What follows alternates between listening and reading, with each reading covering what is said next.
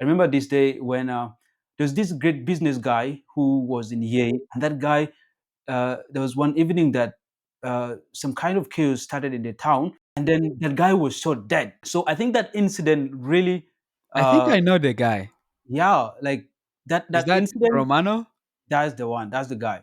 So Yeah, that yeah, yeah. He incident, was he was close to our studio, yeah, right. and the day he was shot, we were actually there. So that day, my uncle's son was in town, and when that incident happened, he ran right away from town home, and he couldn't even stop on the compound. Just rushed inside to his room. So we knew things were not right, and people were worried at home. My uncle told us that now it's not safe for us to live there, so we had to leave. But even when we were leaving for Uganda, we didn't know we were going to spend so much time because we were just told, let's just go and stay there maybe for 2 or 3 weeks or a month, and then we'll come back. So that evening, I remember we started packing our things, and we couldn't even go with so much. We just went with a little of our belongings, like little clothing and some food stuff. And then I saw a vehicle the following morning, came home there, and yeah, like they told us, you're leaving for Uganda.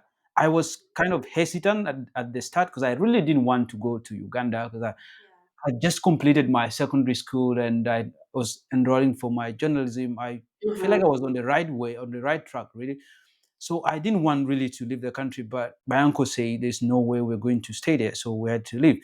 So we left Yei, and then we traveled, and that day I think it took us like almost like 5 hours or six, like that. I can't remember exactly. And then the most interesting thing when we reached the border, I mean the border Uganda and South Sudan, like in Kaya, that's when I noticed that a lot of people were leaving the country. Like when we reached the border, I felt like the whole of Yei, the town where I was living, was just there. So many people, so many people. So that's literally how I lived my life, my early life, and how I escaped Yei for Uganda.